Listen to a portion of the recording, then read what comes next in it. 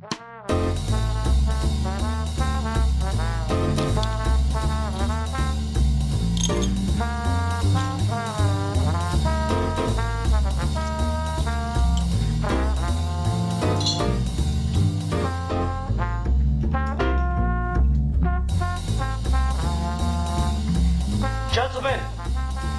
the time has come once again to discuss things.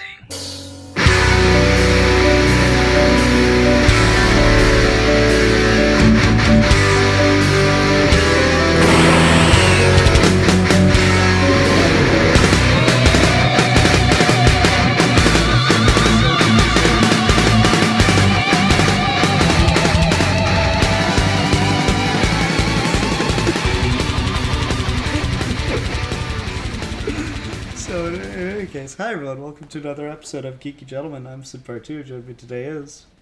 Steve Baxi. Steve Baxi. Steve has joined me today to talk about a Mel Brooks film called To Be or Not to Be. And That is the question.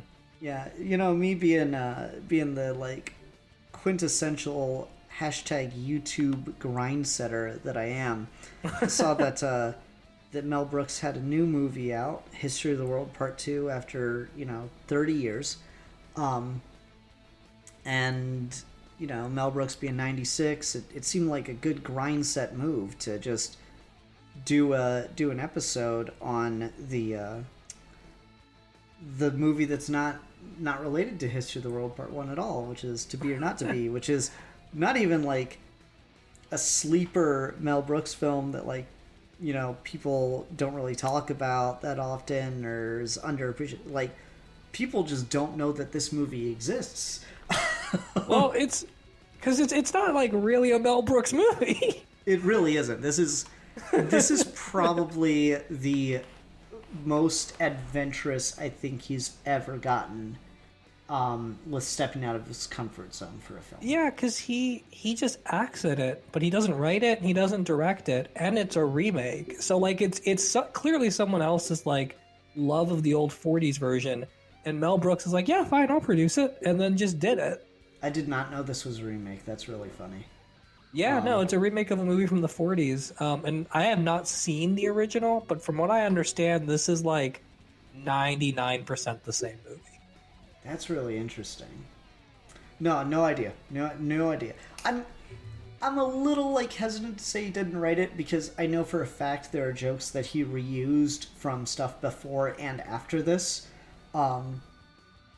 So he definitely did a punch up on the script in some way, shape, or form. Or just ad-lib some stuff on the day. No, you don't ever say good luck in the theater. You say break a leg, and then I almost broke a leg is literally the exact same joke used in both versions of The Producers, except they actually break a leg. There's a bunch of stuff like that. Heil myself becomes a thing in The Producers again. So and that's the original Producers is 20 years close to 20 years before this, and then the remake is 2005 with the musical version. So it may be a very similar script, but I guarantee you it's got some Brooks punch-ups there, at least for the comedy portions. No, I find that very amusing. I did not realize this was a remake at all. You know me, Ian Harrington, the profound researcher I am upon things. I did not bother to do any research. I kind of wanted to passively do some research of, is Mel Brooks actually Polish, Polish roots or anything? And I just didn't. I don't have an excuse. I could have. You just didn't feel like doing it. Oh no, I thought very hard about doing it, so really I deserve all the credit. As far as I know, he's German Jewish, but I don't know anything in detail about his life or his family. So I don't know if there's any Polish roots there beyond just immediate family. Interesting. I don't know, man. It's definitely just a bit of a sleeper in the Mel Brooks catalog, for sure. And that just was inherently interesting to me. to talk about. It's always like, it's a movie that ever since I've seen it, it's always kind of stuck with me, mainly for one scene. And that's after he does the big bluff at the Gestapo officer's place, where he pretends to be the spy and yada yada yada. And he gets home, and everyone's fallen asleep, and he just sits there and he takes off the makeup and he goes, "The greatest performance of my life, and no one will ever know." And I'm like, that's so fucking good to me. that just works so well, Steve. I loved that part.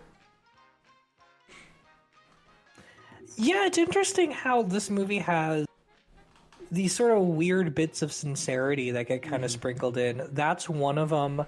The bit about the dresser, they make that really nice little wholesome moment where he puts the pink triangle on his clothing, and him and Anna have a conversation about it. And it's jokey, but it's like a sincere kind of movie moment. You could feel like that's a scene in a drama, or like later when he gets taken away to a concentration camp. But also at like the very end when they're doing that big sort of refugee plot with everyone dressed as clowns. And there's that one woman in the clown makeup and she's just fucking petrified. And she's got that expression on her face of just being like in utter disbelief the entire time. And it's genuinely kind of like, it kind of hits you a little bit. I'm like, oh wow, this is serious.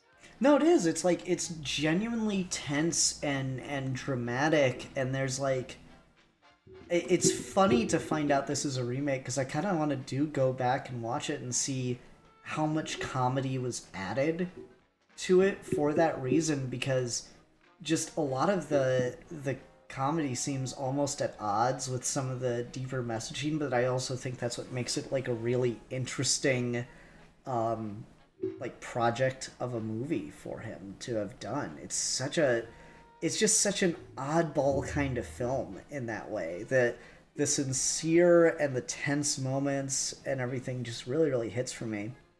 Well, and to that point, I do want to kind of start there, because what I found interesting about this movie, and I don't know Mel Brooks's catalog super well. Like, I can talk about the big stuff like The Producers and Young Frankenstein, Blazing Saddles, and History of the World, but like, I don't know the ins and outs of his movies, and I haven't seen a lot of them more than once.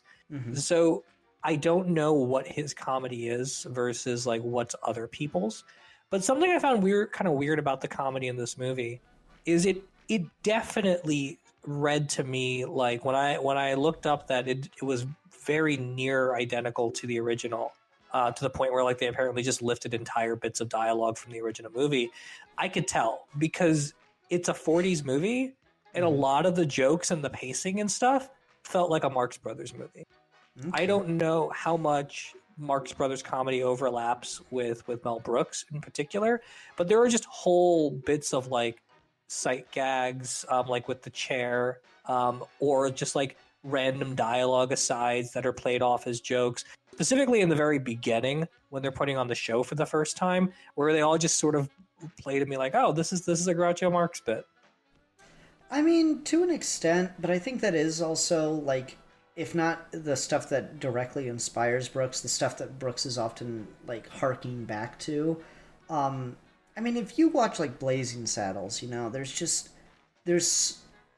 Brooks has this tendency to just do joke, and not any one of them is necessarily, like, roll out of your seat funny, but just the amount of them that all get piled together just has that cascading effect where, because you're still laughing at something that happened a minute ago, you're more likely to find something that happens a little bit later funny too, you know? And so he just peppers those jokes all throughout his bits. History of the World Part 1 is a great example of this, where you have, I want to say it's not even like a 3-minute sequence where you've got senators of Rome talking about whether or not they should build palace after palace for the rich, or aspire to a more noble purpose and build decent housing for the poor. How do you vote? And they all vote, fuck the poor. and then 2 seconds later, it's like they've got to pretend to be senators and sneak out of the Senate. It's like, oh, okay, we'll go after these guys. Bullshit, bullshit, bullshit, bullshit, bullshit, bullshit. And then, like, fucking 2 seconds later, it's like, okay, follow me, walk this way. And she, like, twirls her toga in a certain way and saunters up the stairs. And then they all, like, 3 guys do it, one right after the other after her. You know, it's just, any one of those jokes is worth a giggle, but you just kind of see those all rapid fire like that. And that kind of just gets you going. Well, and this a lot movie of doesn't that... quite have that. This movie's got jokes, but they are more spread out. They are more peppered throughout as opposed to just funny bit, funny bit, funny bit. Yeah, no, that's the thing, is that like this movie doesn't have the rapid fire jokes of other Mel Brooks, but it also doesn't have really any absurdist comedy to it at all. It's all just very straight and kind of in aping the material with Shakespeare. A lot of it is just like mistaken identity jokes and stuff like that. And all of that really like played to me like old school 40s comedies. Like you go back and watch like Charlie Chaplin's The Great Dictator, and that whole movie is just a mistaken identity movie about Hitler. And a lot of those bits feel very similar to what happens here, which I thought was kind of interesting because this is an 80s movie about the Holocaust and about World War II, and about specifically the SS and the absurdity of how they're everywhere, they're spying, and how like iron-fisted they are, and like all of those bits. But by the 80s, we'd kind of turned a corner in movies where we were not okay with doing World War II movies or Nazi movies without making them like really, really intense, like highbrow dramas. You know, we kind of like shifted all the way into what would eventually reach its apex with stuff like Schindler's List and Saving Private Ryan. So like to get an 80s movie that is just kind of a straight up comedy about Nazis feels kind of strange, but it also doesn't feel like particularly 80s in even like a lot of the joke regards. It feels like a much older movie. In the context of when it came out, I don't know how people felt about it, because I could totally see an audience in between movies that came out the same year going, oh, that's a movie my dad would like. And I enjoyed it in part. I thought it had some good bits here and there. But the whole time I was watching it, I was just like, you know, that reminds me of Duck Soup, and that reminds me of Modern Times, and that reminds me of that Three Stooges bit. It was very strange. Yeah, it's interesting. I don't know. I didn't really get that vibe, but maybe it's because I just didn't know the fuller context. I definitely felt it was a different Mel Brooks movie, and I thought that was just because the tone of the material was something experimental for him, was kind of what I chalked it up to, or I interpreted it as. Again, I would be very surprised. Like, I don't know what you read that said it was a almost 1-to-1 remake. I'd be very surprised if some of the jokes were in here. Like, again, even for the 40s, I'd be surprised if they had the bit about the pink triangle in it as heavily as that's featured here. Because even in the, post-Holocaust, the idea of gay people being humans was not exactly popular over here in the States. So I don't know. I'd be surprised if that scene's in there, or if it's in there to the same degree, you know. But then again, you've got the whole sequence with the with him dancing with the dressers. So maybe it is. Maybe it's just a more progressive movie for the 40s. Who knows?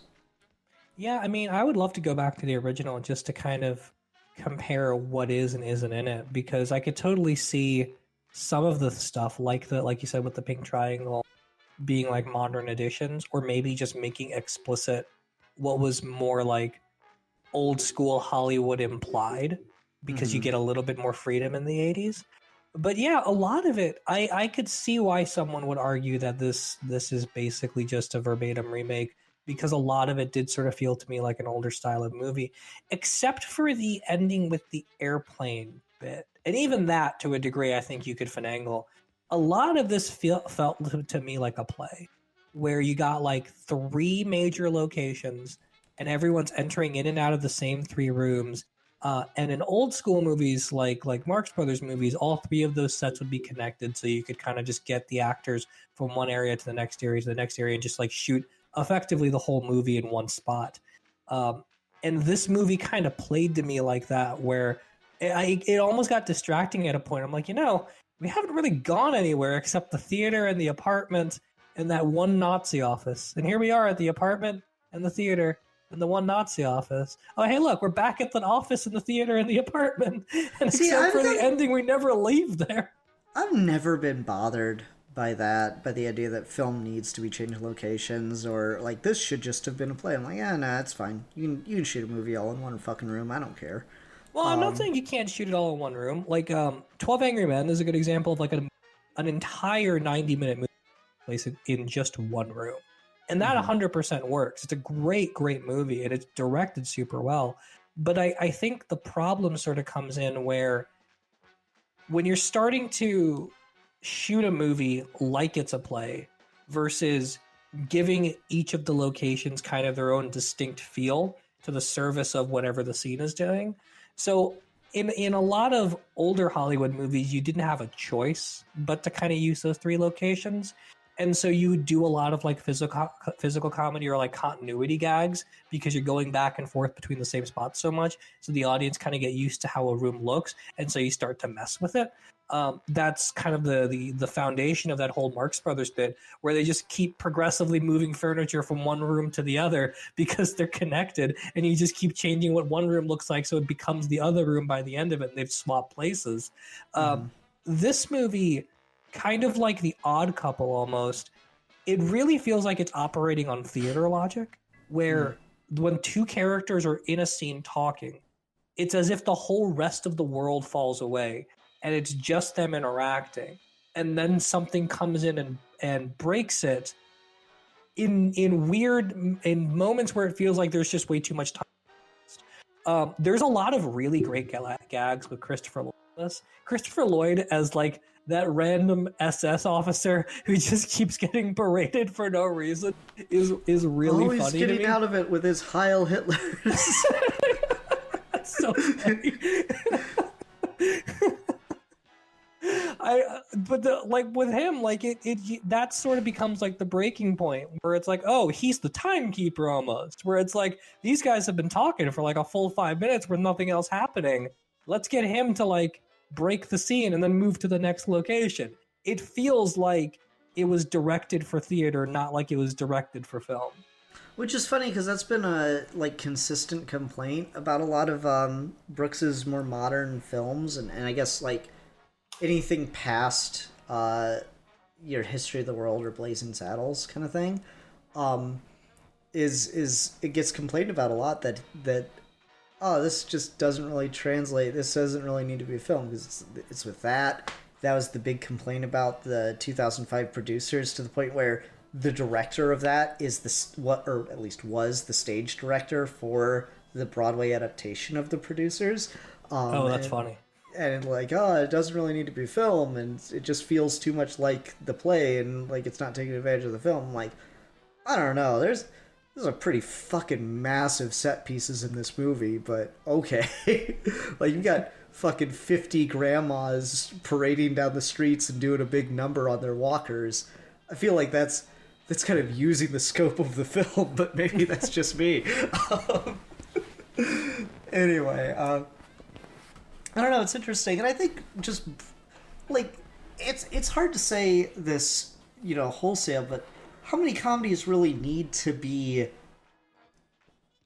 using the fullest extent possible of film for something, right? Like, certainly there are ones that do, but there's plenty of comedies where it's just kind of the bare bones of it is what makes it fun, right? Like, I'm trying to think of a good example of this.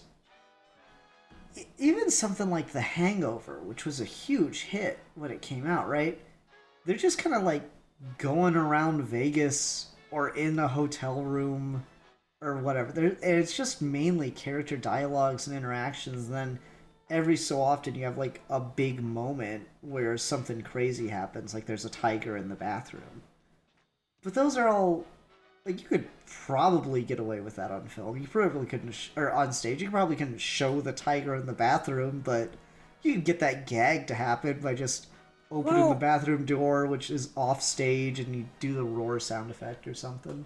Well, to be fair, it's not that using the full scope of film is about the events that happen and the events having to escalate. It's that they need to be framed in a way that feels like they're cinematic. So with like the giant airplane or the tiger in the Hangover, you could totally make the argument like, yeah, it's a movie because how else would you get a plane on stage? How would you get a tiger on stage? But more of what I mean is the way the movie is shot and the way the movie is set up and the way the characters interact, they're not interacting as if the camera has 360 degrees of motion where it can zoom in and out to create different effects. It's shot in a way where like it's very stationary. It's very much like the second you have a very basic setup of character left, character right, the camera just doesn't move. And you're just watching them talk the entire time. It's not like really filming in a way that takes advantage of any of the dynamic motion you can get with a movie. Like there are really good one-off bits where it feels like they're kind of doing it. Like when he initially pretends to be Colonel Earhart and he turns his chair behind so he can like curse about his wife screwing the other guy. And the real spy dude reads the name on the back of the chair, and then it swivels around and he realizes that this guy's an imposter. And that's good. But the movie has that so rarely, and so much of it is just like two guys in a medium shot talking to each other and the camera just never moves. And that sort of makes it feel more stagey. Makes it feel more monologue-y, which is it hurts the jokes for me. It hurts the comedic timing because there's no cut on the punchline of the joke. And so you never get a sense of like the jokes are coming at you or landing. It sort of just feels like people are talking and you just keep watching them talk, and the camera doesn't really have a way of like telegraphing to you this is a joke. And so you pay attention to it, and for me it kind of gets into this weird lull in the last half hour where it sort of feels like, okay, I've heard all the dialogue humor, and now I'm just watching kind of a straight up just 40s movie, and it's not super interesting after that. I mean, fair enough. I don't know. I never really had that with it. I always thought it was... I thought it landed pretty good. I thought everything about it worked pretty well. And maybe that's just me, maybe that's just my own personal thing with it, but I don't know. The jokes land really well for me. I will say I didn't have like bust a gut laughing moments at this, but I don't really think it's meant to. This is certainly a comedy film, but I do think it's trying to do something a little bit different than anything else Mel Brooks has ever been involved with. And that's just kind of inherently interesting. I don't know, I like it. I like to see when people break formula from what they're like known for, you know? Yeah, for sure. Yeah, I mean, it's interesting that this is one that he starred in, but he didn't. At least he's not credited as writing or directing any. Because it is certainly a risk to be like, okay, I don't have any control over the situation, and this guy wants to put me in a Hitler costume. Am I okay with this? Should this be how I go down? And Mel Brooks has an interesting history with satire, specifically of the Nazis, with the whole like springtime for Hitler bit in the producers. And I thought it was definitely a daring move to be like, we're going to make an entire SS Nazi comedy in the 80s. And we're just going to have everyone in like Nazi costumes, and we're going to make fun of the way they bark orders, and we're going to have the bit where he just dresses up as Hitler with the full-on Hitler stash. And we're gonna have like random characters taken out because they're going to concentration camps, and the opening bit where like he's more concerned about the theater as opposed to the fact that the world's breaking out into war again. Like all of that feels like, wow, okay, this is a guy that doesn't care about the reading the room. He just kind of wants to do something different, and I dug that for the most part. I appreciate the artistic guts to want to do that. I just didn't really feel like it achieved anything by the end. I mean, fair enough. I will tell you, I think Mel Brooks was perfectly comfortable dressing up like Hitler and being silly, because there's your Mel Brooks Hitler music video in which he keeps saying "Hi, all myself."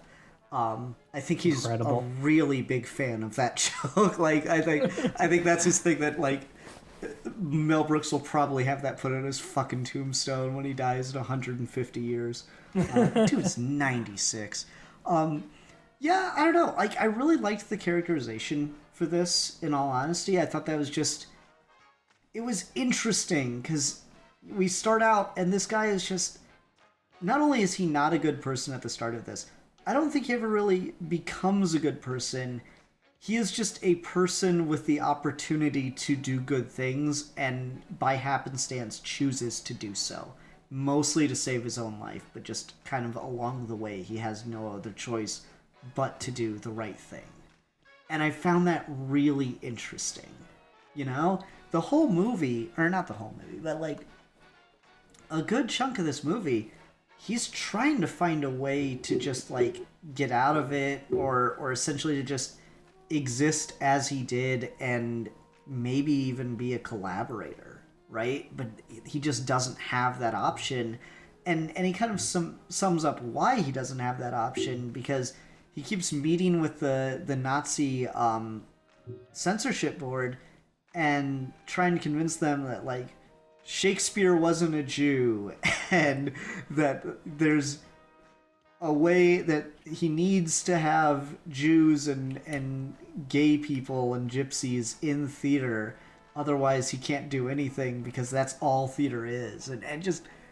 He has no choice. The line of business he's in requires everything that the Nazis hate. It's really funny. And it's... I will say that one of the things I think Mel Brooks has been fairly accused of is one of the bits of comedy in his movies that has not aged well is he's not great at his portrayal of homosexuals. Like, they end up being more the butt of jokes, or just... the fact that they're gay is the funny part. You know, that tends to be like a common thread for him. And it's interesting that he doesn't have a writing credit or anything associated with this movie, because I would kind of... My temptation would be to point at this one as like... I mean, he's not great about it, but like, he's also clearly not hateful. Because the scenes that you get with with Sasha in this movie were quite good. It's interesting because like I didn't really have any like noticeable problems with the gay character in this movie. I mean, he's cartoonishly flamboyant, like all gay characters are in media from like the 40s to the 90s, but like he's not portrayed in any way that makes him seem like or like lesser than anyone else. And he gets two of the most like sincere moments in the whole, well, maybe three of like the most sincere moments in the whole movie, when he invites them to live in his house, when he talks about having the pink triangle and going to see another pink triangle. At the end, when he gets captured, and like even when they're pretending to be in the dance bit, like it's not even a matter of like it's silly that he's in the costume as much as it's silly that he was expecting his wife and he got him. And the comedy is that he's trying to lift up a dude instead of lifting up a girl, but it's not because he's gay that the joke lands. So all of that stuff was interesting. I was also surprised because I didn't really think of Mel Brooks' character in this as like a bad person, really. Like I didn't think there was anything particularly wrong with him. He seems like a very sort of like normal rich guy who owns a theater and just wants to keep doing his thing, but I never really thought of him as like being bad or immoral in any particular. And I mean, sure, certainly part of it is like there's really no way to be more immoral in a movie than the Nazis. So like by necessity, you're going to be on the opposite end of that spectrum. But I didn't think of him like as a jerk or anything. Like I don't think he really did anything wrong. Like from the opening of the movie, the big thing you get from him is that like he's probably not a very good actor. And he clearly is a bit full of himself and wants to be considered a great actor. He's world famous in Poland. Well, but he clearly has like a bit of an ego. But his big thing from the opening is like, this guy is getting up in front of my performance, and he's doing it to go cheat with my wife, and that's kind of fucked up. But I got to deal with Nazis in my theater, so I can't really think about it like that. Like there was no moment here where he's like, I'll just sell out the spy to the Nazis because he rubbed me the wrong way. I thought everything with him was honestly very sympathetic and very sincere. I mean, I'd agree with you. I wouldn't say maybe bad person isn't the right way to put it, but he's definitely got like he's not a traditional hero in any sense of the word. He's reluctant, yeah. Yeah, he's reluctant, and he's kind of just forced into these things. Like even the fact that like they're saving refugees by the end of it, right? He didn't like hide all those people and stuff. He's surprised that they're there, and he's like, "Ah, shit, I gotta deal with this too." Like, are you Jews or rabbits? I know, right? Like, that's a good line. And so he's kind of like forced in these situations where he doesn't really have a choice but to do the right thing, and that's just kind of inherently interesting to see as a like protagonist, not someone that is like begrudgingly doing the right thing, but doesn't really have any other option but to do the right thing is just interesting to me. Yeah, he's not morally opposed to doing the right thing in any, which is good. I thought a lot of the stuff with him kind of volunteering to be sort of the imposter middleman, pretending to be the professor and pretending to be the colonel and pretending to be Hitler, all of that stuff definitely takes a certain level of like, he wants to be the center of attention, but he's also kind of putting his life on for what he's about to do. And the movie, I think, strikes a pretty good balance between the sort of reluctance you would get in actual World War II era Poland, where I'm sure there had to be at least a significant number of people that didn't feel like it was their problem until it actually became their problem, which it would have been the case really anywhere as the Nazis were gaining power. But doing that in a way that's generally sympathetic without making anyone seem like they're overtly the bad guy or overtly siding with the Nazis. Like there's no sort of like last second betrayal here or anything. And the thing about it that's nice is everyone's kind of here for the very basic. We live in Poland and we just want to go about our lives to like get sold into this massive middleman conflict. We don't want to be the impetus for a world war. We don't want to have to fight against Germany. And they have that great line earlier where like you're getting stomped on either if it's not the Germans, it's the Russians. Like they don't want to be roped into any of this. They just kind of want to go about their day. And I think given the setting of the movie, that's a very sympathetic sentiment for everyone to have. But that doesn't stop them from trying to do the right thing. There's an okay scene. It's weird, and this goes back to the problem I had earlier about like the fact that it basically just feels like it's shot like a play. There's a scene when he's dressed up as Hitler, and they make the one guy pretend to be a Jewish spy who snuck into the theater, and everyone grabs onto him, and they let him speak, and he goes on that little speech about how Jewish people are people. And I was actually about to ask you about that. Yeah. I didn't love the way that was done because the content of the speech is fine. The acting I didn't think was particularly dramatic, and I think the part of the problem was just that there was really nothing going on in that scene. Enhance the emotion of it and kind of and change the tone of the movie from being a comedy to being sincere. Like if you go back to the scene with the wife and Sasha, where he has the triangle on, The movie actually does a really good job of explaining to you visually what's going on there. For the opening bit of the scene, he's got his back to the camera, and she's kind of sitting on the other frame. He turns around, and the pink triangle is like a bit of a surprise. The camera kind of changes a little bit, and then there's like this weird sort of soft glow to the whole frame. And when they're talking, you're looking at them both side to side, and looking each other in the eyes, and she's kind of like helping him with his jacket, and they have like these uncomfortable laughs. And the scene sort of plays like, okay, actually, they were about to make a joke, but this is actually kind of serious. But then they soften the blow by making another joke about he's going to go meet another pink triangle. Mm-hmm. And then versus the scene with the Jewish speech, you're just kind of staring at him at the center of the frame the whole time he's talking. And then they cut to like two guys having reactions for you instead of like selling the reaction you're supposed to have. And then they do it again when they drag him away. It was fantastic. That was a great performance. And like it just didn't do anything for me. That's interesting. I don't know. I quite like that scene. In and of itself, I think the actor does give a great performance. Like personally, I just they build it up kind of throughout bits and pieces of the movie. The thing for me with the scene is I don't understand what like purpose it serves. I guess maybe I'm being unfair because I guess it's technically the excuse they use to have quote unquote Hitler leave, right, with the clowns and stuff. Yeah. But it just I don't know, it feels very disparate, of like, oh, we're going to take this prisoner, and the Fuhrer and I are going to leave right now because you guys clearly aren't capable of his safety, of ensuring his safety. But at the same time, it's just like, yeah, like to use that and do the speech just to say the thing seems like a bit of a stretch.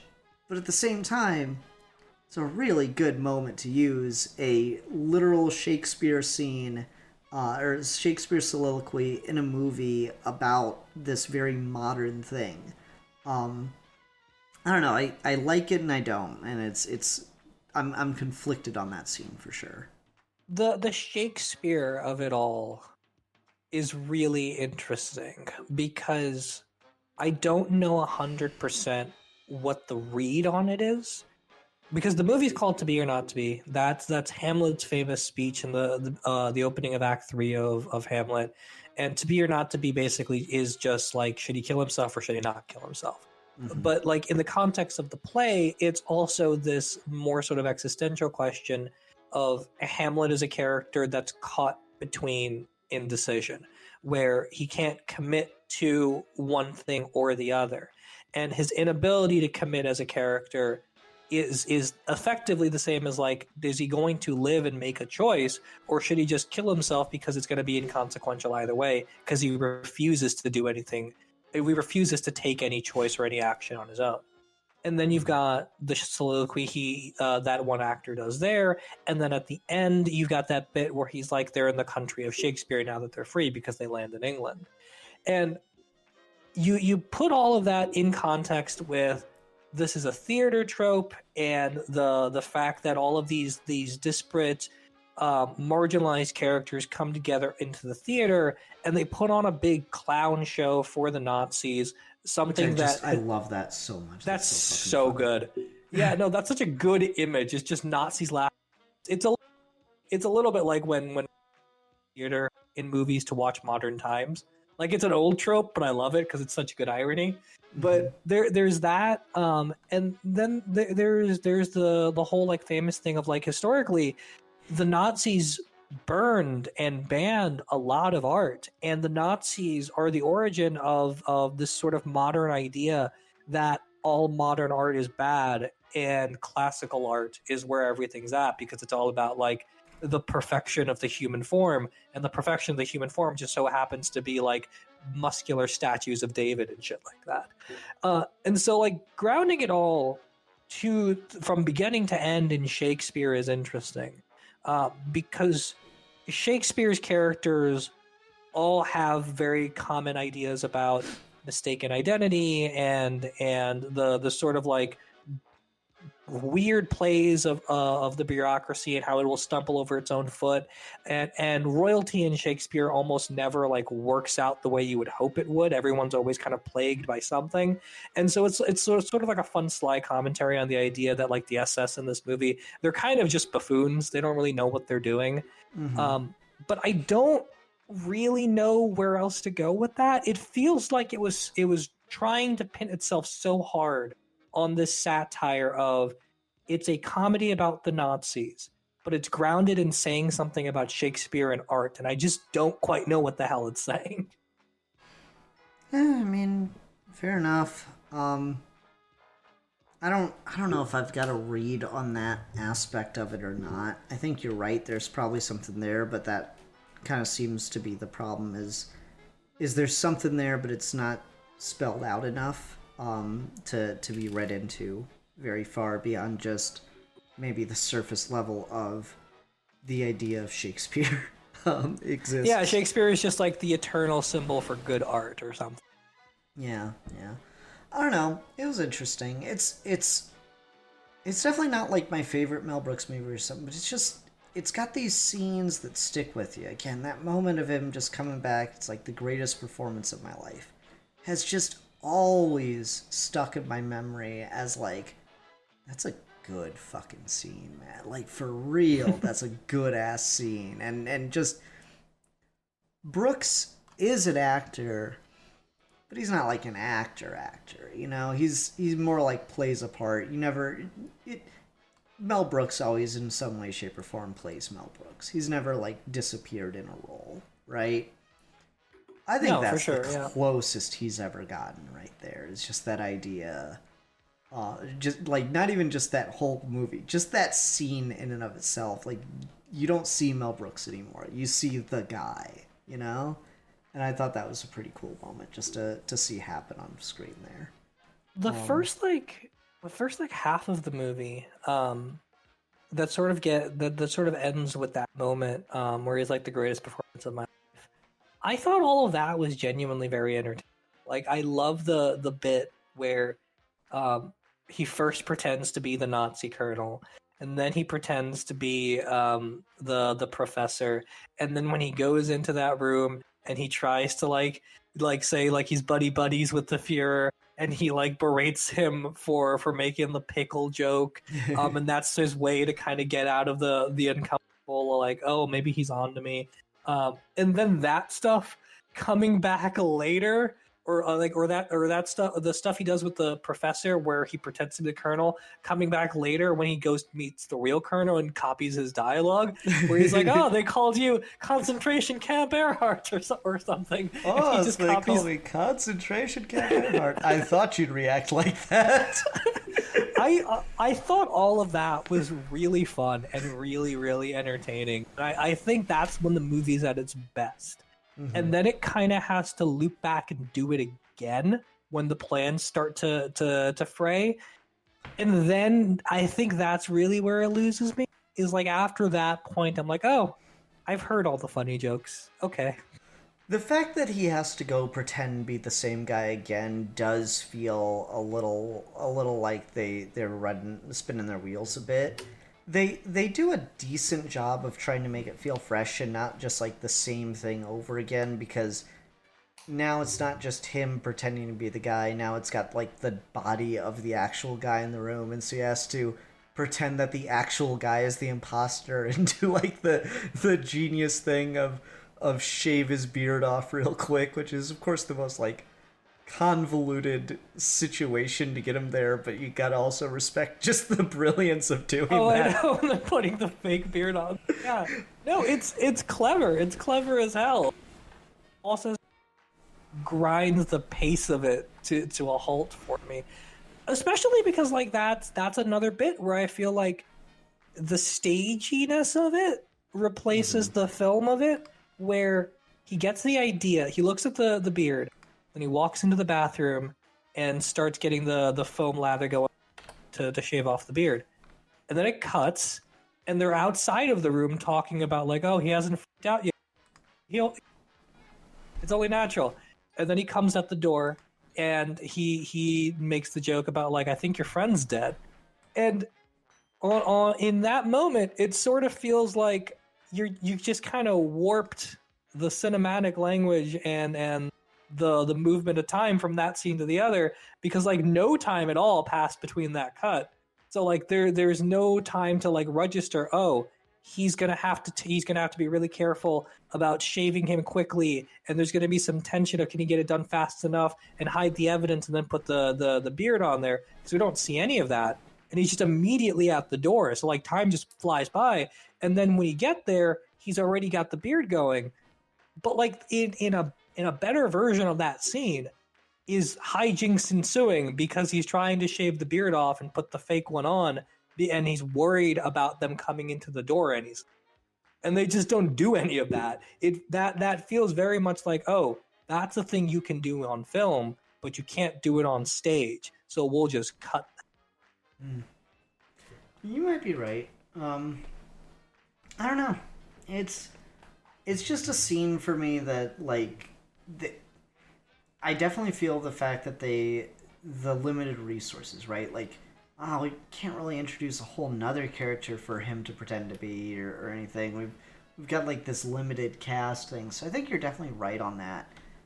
But I don't know. For me, at least, it played within those limitations well, and I didn't really like feel the need for more time spent in any individual place, or more film specific tricks, I guess, to make the joke or the bit hit harder. Because again, for me, it's not wholly about the joke. There's a lot going on for it that feels like it's trying to walk this really interesting edge between being genuinely suspenseful and also funny, which I don't think you get a lot of the time. You know, it's kind of a hard combination of factors to put together. Yeah, I mean, I don't know if it's ever genuinely suspenseful for me. I think there's definitely trying to walk a line between slapstick comedy and sincere moments about something that is genuinely very tragic, which is World War II and the Holocaust. So like I appreciate it's trying to walk that tightrope between those sincere moments and those jokes. And I think more often than not, it's doing it all right. But the limitations really come in. Like if you thread that needle, then you do need suspense. Then you do need something that kind of like gives the jokes tension too, or adds laughs to the tension, or the sincerity is a window into something that feels like it's a little bit more grave. Like the whole airplane sequence at the end, I didn't feel anything for that. The fact that it's the dog. So, the dog is... yeah. I didn't like the dog thing. I didn't like that at all. Like it's one of those things where, okay, I could totally see how in a better executed version of this scene, there is like this genuine tension of like, okay, they are getting all the people into the plane and everyone's leaving the truck, and then the Nazis see like, hey, those aren't soldiers, those are refugees, go get them. And then you cut like, oh, okay, are they going to have enough time to get from the car to the plane before the Nazis catch up? But no, you don't do that. They're just already in the plane. They're all just getting there. And then the version of tension for that is she drops the dog. And the dog runs, sees the other dog, and then just runs back. And there's there's literally no tension at all. It's so weird because it feels like there are so many like sort of basic versions of that where you could just cheese out a level of like, I'm getting kind of anxious for them, but they never take the opportunity to do that. And I think that's why the tightrope walk of trying to balance the sincere with the comedic never really 100% works for me, because it doesn't feel like it's committing to one or the other. It doesn't really feel like it wants to ever get into that territory. where you're in a more suspenseful moment where something might actually be like dangerous going on, because it's operating on this more sort of like ethereal slapstick level. And those kinds of scenes, the thing with the beard where there's no suspense, the thing with the dog, even the thing where the professor dies, and he's like loose in the theater with a gun. Like I legit missed the fact that he died. I had to like rewind the movie and be like, oh, I guess he is dead. Steve, they show him drop dead on frame. I think that's just you not paying attention for a minute. No. I mean, it's literally he starts blasting from the door, right? And then he runs out. And then everyone's like, he can't get out of the theater. Someone shine a spotlight. So they shine the spotlight. He starts walking between the aisles. And then they shoot him and move on to the next scene. But they don't play in that moment at all. They don't even attempt to be like, oh, he could be anywhere. Where did he go? No, they just I immediately. disagree. No, you're factually wrong on that one, because you see him like sneaking around a under frame. this. No, not a You frame. see It is a frame of him. It is a whole ass shot. You see No. him sneaking. No, Steve. You see him sneaking in between the aisles, like in between the seats. You see him run up on the stage and behind the curtain, and then you see the other guy run behind the curtain chasing him, and then you hear gunshots behind the curtain, and then they raise the curtain, and both of them are standing there, and like a fucking western or samurai movie, the spy drops dead on, and like he even takes down the naked light you're supposed to leave at the back of a stage. You are correct in the literal sequence of events that happen. I'm saying that the amount of time we spend in that moment and what you're supposed to be feeling is just not there. I disagree, because I legitimately feel like there's nothing in that scene that effectively communicates that this is a suspenseful moment. It's just events happening, and they happen too quickly. I disagree with you on that one. I thought that whole sequence was fine. I'm not saying it's like, nail-biting drama, but I thought it was effective for what it was trying to do. So I would disagree with you on that one. I think Steve's standards, like this is the Steve Baxley thing that kind of drives me crazy, where you kind of just you'll say stuff like that. It's like, it did not do what it needed to do, and I'm like, says who? I'm like, well, where is it written? Show me the text. It's not Steve. that where it's written. It's that, like, if I'm watching this scene, I know what I'm supposed to be feeling, and if I'm not, then it's a problem, right? Like, that's the thing. That's the whole thing with the movie, is like, there are plenty of moments where there's supposed to be some kind of emotional investment or emotional engagement. Mm-hmm. But the way it's done just doesn't present the emotion. There's a difference between the movie telling you this is how you need to feel and you accepting that, versus it doing it in a way where you actually feel it without having to think about it. And that's the problem with throughout all of those scenes with suspense, where it's like, oh, I know what's happening here. I see the motions, but I don't feel anything as it's happening. And the reason I don't feel anything as it's happening is because the way it's done doesn't effectively communicate that emotion. If that's your reaction to it, that's fine. A lot of the examples you're talking about, for me, are varied. Like, I think sometimes you're definitely right, and those scenes didn't work. Like, I think we both agree the airplane scene with the dog as the big final suspense thing is just silly. I got more suspense over whether or not they're gonna make it over the telephone lines, right? The dog thing is just very underwhelming.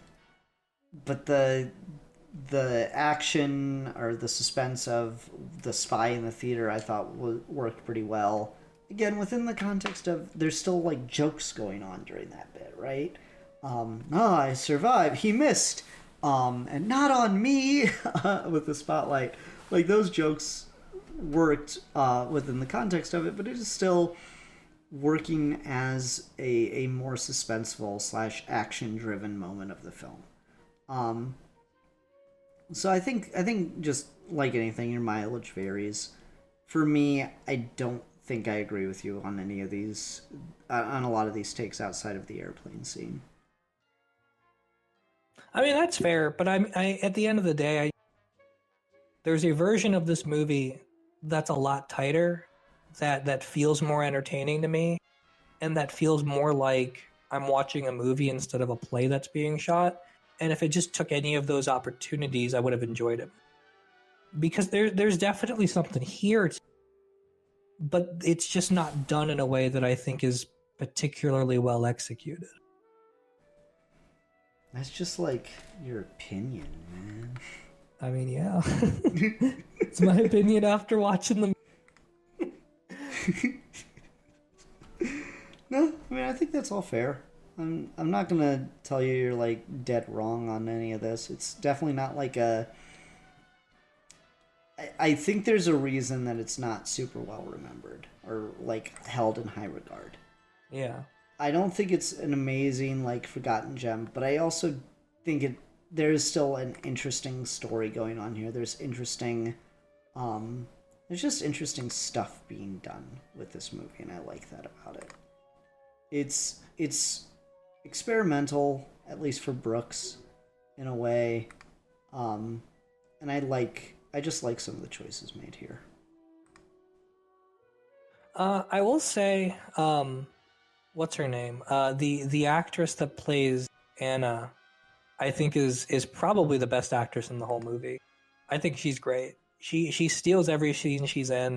Her costumes are great. She gets a lot of the best jokes, even at the end with the credits where her names are in parentheses. That was and then so they have funny. to change it. That's so good. I think she's by far the best. And I like how so much of the impetus for this movie is like everyone just wants to sleep with her. Yeah, no, for real. I like her a lot. I think she's great. I think if we ever were tempted to make a remake of this the second time, you might get a lot more out of it if you make her the main character. How did you feel about the scenes where he's like, "I'm not mad at you for falling in love with her. No one could stop themselves." Like, because he gets a couple of moments like that where he tries to be sincere, but then he immediately like steps on it. I don't really know. Like that didn't come from anywhere as far as I could tell, because Okay. he just kind of says it, and I think you could get the sense of like, you know, at this point it's life or death. You got to save your wife. You got to get all these people out of Poland. The Nazis have taken your livelihood and your home. So like, being jealous over a dude that your wife wasn't actually fucking probably isn't worth it. So you want to say something like that. But those two like don't really have many scenes together where they address that. Mm-hmm. Like there are a few moments in the movie where like he makes the realization that he's the guy that was walking off during the Shakespeare monologue so he could go see his wife. And that coming back at the end in the theater in England is pretty funny. And that as their connection is really fun. But him like being okay with he fell in love with his wife, where that came from. And I just don't love the guy who plays the lieutenant. He's actually also the vice president on the West Wing. I don't know if you remember, but it's the same guy. That's where I recognized him from. Yeah. Thank you. Isn't that weird? Yeah, though I saw his face immediately and we were like, that's John Hoynes.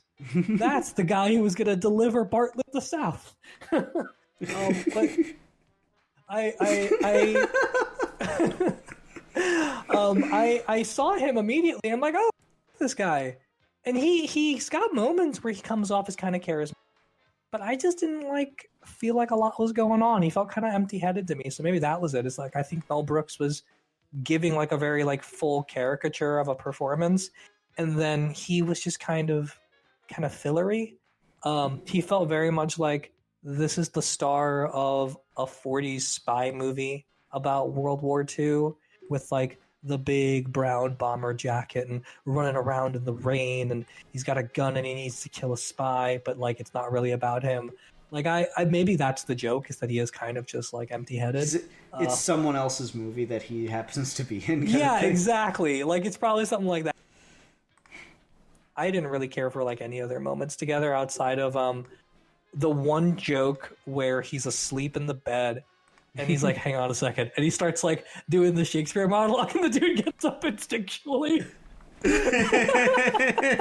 That was really funny.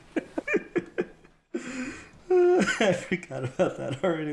Yeah, that was pretty good. Oh, it's good. It's a good movie. It's a good movie. I don't know. I liked it. It's not the greatest thing of all time. Wouldn't put it on like a top 10 Mel Brooks movies, but I like it. It's underrated from him, I think. It's not over the top. It's not the best thing of all time, but it's a bit underrated, I think. You know, though, to be fair, I think Mel Brooks, of all of the movies he's made, because he's made like he's got a pretty like extensive catalog in terms of how long he's been around, but he hasn't really made like that many. Because it's usually only like one every 3 or 4 years. A lot of them were in the 70s, and then it was just kind of petered out by decade. So I'd be curious like where this would go in his ranking, because like Blazing Saddles, The Producers, Young Frankenstein, History of the World, High Anxiety, Spaceballs, like all of these are like classic comedies. Mm-hmm. And then there's a few sleepers that people don't remember fondly, like Robin Hood and the remake of The Producers. Mm-hmm. So would you put this like above those, or where would this actually go in terms of Mel Brooks's of catalog? Because most of his movies are great. Like I don't really know if there's anyone I've seen by him where I'm like, oh, that was kind of meh, except for like The Producers, the remake Producers, not the original. I like the remake more, honestly. Oh, that's interesting. I don't know. The Gene Wilder's amazing, but what's his name? Zero something or other is just not as good. Like he just can't keep up with the energy. Whereas Nathan Lane certainly is no Gene Wilder. Or wait, my bad. Matthew Broderick is certainly no Gene Wilder, but he and Nathan Lane play off each other, and it makes the whole thing a lot better for me. Like, they play off each other a lot better, and it works better because of that. Plus, Uma Thurman gets a better... Like, I like the character that they give Uma Thurman better in that movie, as opposed to the original. Then I guess to rephrase the question then is, if this doesn't deserve to be remembered on the lower tier of Mel Brooks, what exactly is the lower tier of Mel Brooks? I don't know. I'm trying to find a good list of them on IMDb here. Because the only ones I know that are not fondly remembered, the remake of The Producers, and Robin Hood Men in Tights. Let's see, I like both those. I don't know. Maybe I like all of Mel Brooks' movies. Maybe that's it. Yeah, I mean, my whole thing was, at the end of the day, like I could see an argument for like, okay, maybe this movie's gotten forgotten unfairly, but compared to everything else, where else would it go? I don't know. Apparently he wrote a movie called Paws of Fury, The Legend of Hank. I've never even fucking heard of that, and that was 2022, so maybe this guy's still working. Oh, that's that weird like animated kung fu movie that came year. I did not see it, but I saw a trailer for it, and I heard it was good. I see that he's credited as the writer for it. I don't know. That's funny. I don't know. It's hard to say. I've not seen as many. A silent movie, I think, goes at the very bottom of the Mel Brooks canon. How's that? I don't think I've ever seen that one.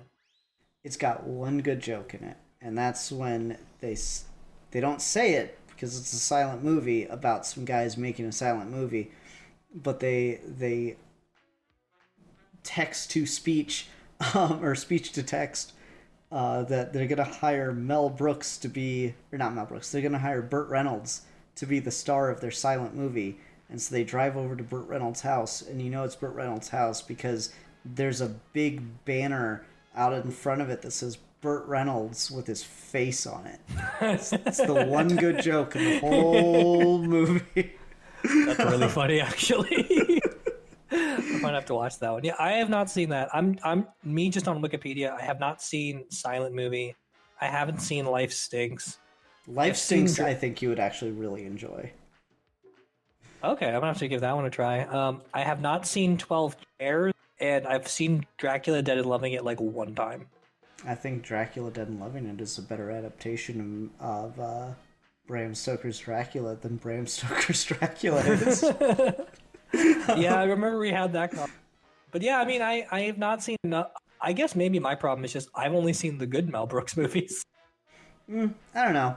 You're right. It might not be in the top tier, given that he hasn't had a ton of movies as much as you'd think. I don't know. Yeah, I mean, for a guy who's 96 years old, he hasn't had as many movies as you'd expect. Well, I mean, I guess he just did it so good that he doesn't need to have a bunch of movies, you know? Well, yeah, I mean, it's a James Cameron thing of like James Cameron's made like 5 movies, but like he's also made like the 5. Yeah. I don't know. Some of these are funny. Mel Brooks credited as Adolf Hitler for that "To Be or Not to Be" music video is pretty fucking funny. That's pretty great. Yeah, I don't know. He's done a lot of voice work, which is funny to see. I kind of want to go hunt down this episode of Jimmy Neutron that he was in. Yeah, he's done a lot of cameos on TV shows, and I've seen him in like he's one of the calls in like one of the early seasons of Frasier. And there's actually a lot of fun people in like the first couple of seasons of Frasier. Like Christopher Reeve is in one of them. Carrie Fisher is in one of them, which is pretty funny. But yeah, he's done a lot of like classic cameos, cartoons and sitcoms and stuff. So like as a kid, that's where I first met Mel Brooks. Like he's in the Muppet movie, and I remember him in that. And then from there, you're like, oh, let's watch Spaceballs, and then go from there. But as far as like his like straight up just movies he's written and directed, I've only seen like a handful. Fair enough. Do you like Robin Hood? I enjoy Robin Hood. It's fine. All right. And just remember the "Lend me your ears" joke, and they all throw their ears at him. I love the song. The Men in Tights theme song is so good. Yeah, it's good stuff. All right, fair enough. Steve hates Mel Brooks. Got it. Understood. Steve's rampant anti-Semitism raises its ugly head again here on Geeky Gentlemen. Maybe the SS Ron. maybe they had some good ideas. Yeah, they were 100% right about Red and Blue. Hate them forever for it. He's best friends with Carl Reiner, and since they're both widowers, they hang out every night and watch movies, or at least they did until Carl Reiner died in 2020. That's sad. Aww. Poor Carl Reiner. I know. They wrote The 2,000-Year-Old Man together, and I really liked that book. That was fun. I've never read it.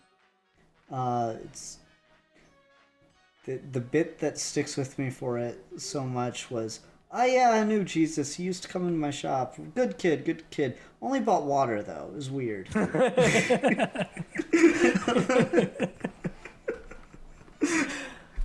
That reminds me of a tweet. We can wrap up, but it reminds me of a tweet I saw earlier.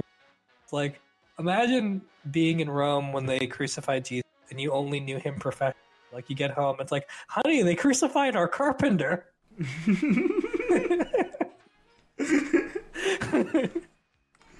It's good stuff. Alrighty. Well, I think that'll do it for To Be or Not to Be. That is the question. Whether 'tis nobler in their mind to suffer the slings and arrows of outrageous fortune, or take up arms against a sea of troubles and by opposing end them. Yeah, I did that. Hell yeah. Yeah. Anyway, Steve, what would you rate To Be or Not to Be? I will give it a solid middle of the road 2.5 out of 5. Hitler being remembered as a pickle. Alrighty. I'll give this movie 3 out of 5. Christopher Lee getting out of it with his Heil Hitlers. Heil me. Heil myself. God, the fucking look he gets when he does that. I fucking love it. Just can't resist it. A little piece of Poland. A little piece of France. That's such a good song. A little slice of turkey. Ah, so good. Yeah. Alrighty. Steve, what are we going to talk about next week? Discussion, review, how to take over the world? We do that every night, Pinky. Let us discuss, because we've done like 2 or 3 back-to-back reviews now. Or 2 at least. Let us discuss. Let me see. You know what? This might be fun. Because it's a topic that you and I did many years ago on our first show together.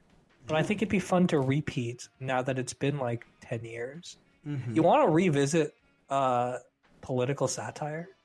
Sure. I think that'd be fun. Yeah, let's fucking go. All right.